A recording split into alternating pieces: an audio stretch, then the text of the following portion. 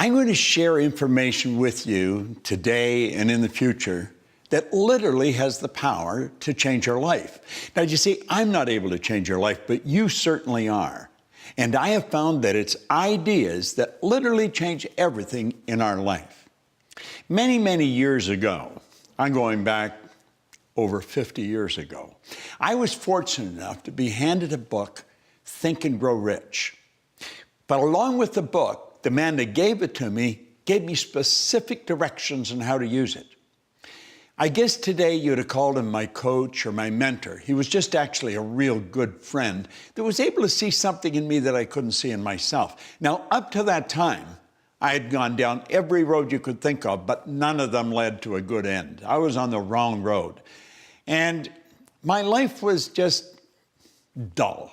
I couldn't earn any money. I wasn't particularly happy. I never got a good job. I had no formal education, a couple of months high school, and I had no actual business experience.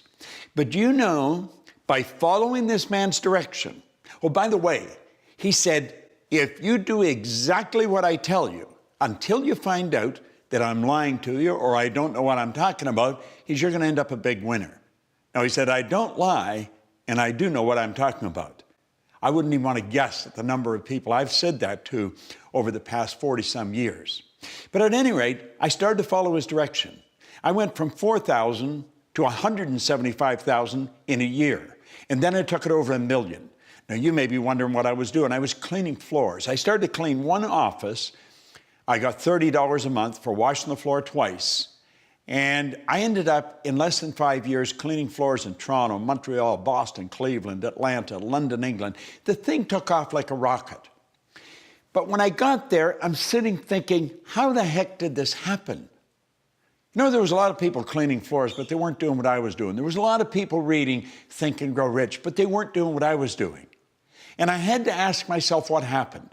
I had been raised to believe, probably much the same as you, that if you're going to earn a lot of money, you got to be really smart. I knew I wasn't very smart, but I was earning a lot of money.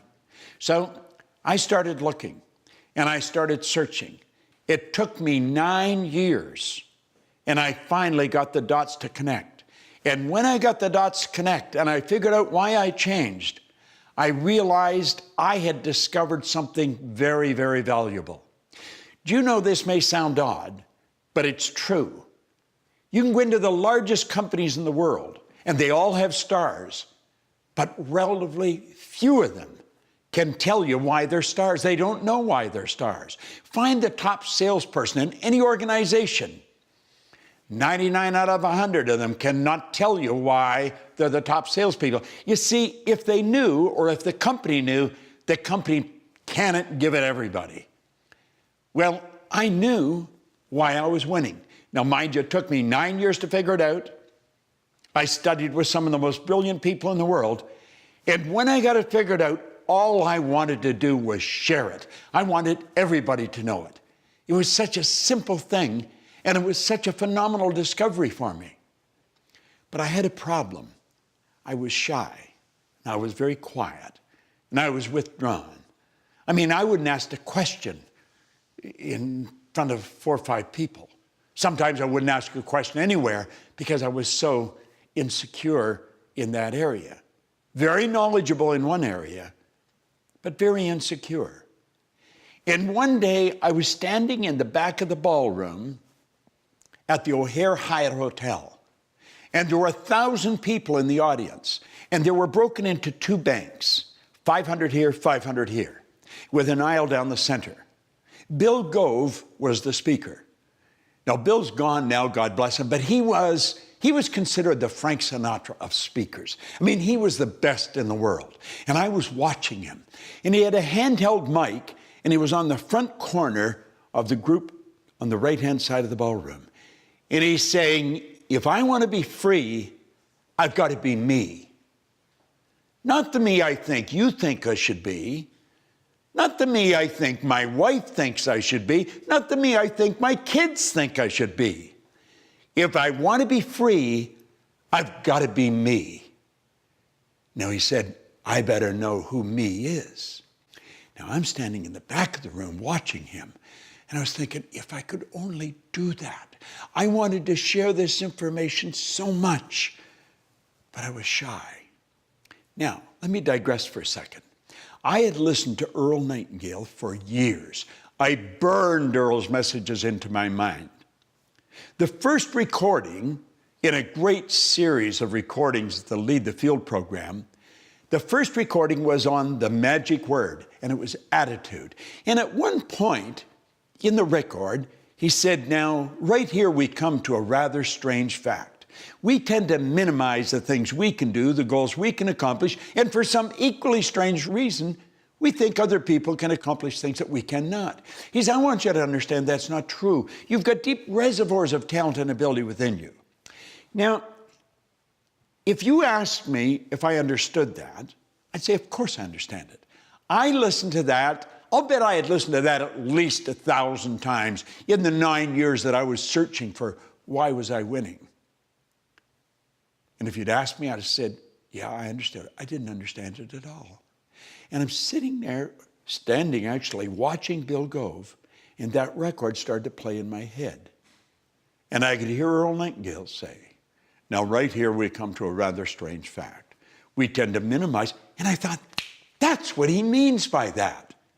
And I made up my mind, I was not only going to do and learn to do what Bill Gove had just done in front of me, I was going to get him to teach me. And I did. And Bill Gove and I became great friends. In fact, the last speech Bill Gove made was for my company. That's right. It was about 5 years ago. It was in December. On the 13th of December, Bill Gove passed away. If he had lived till January, he would have been 90. He did what he loved right up until the last day. But I owe him such a vote of thanks. Now, I don't speak at all like Bill Gove, but I speak all over the world. I've spoken to groups of 50 people to 20,000.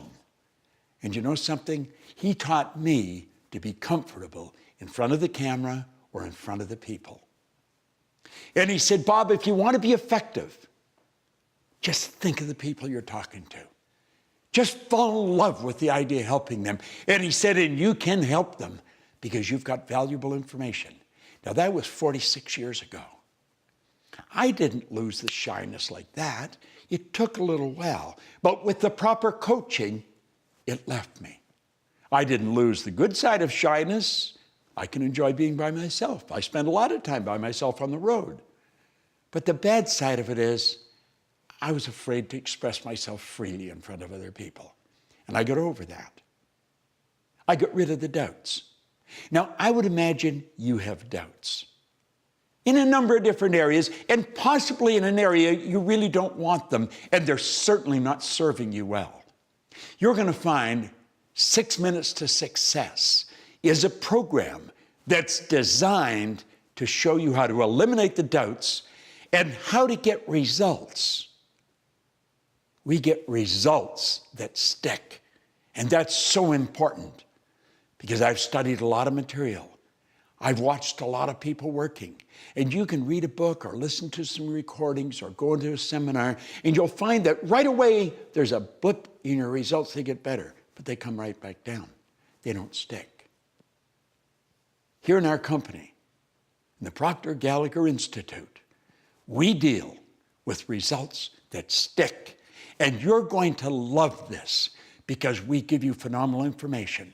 Now, the one point that I want you to burn into your mind right now, and it may be totally illogical at first.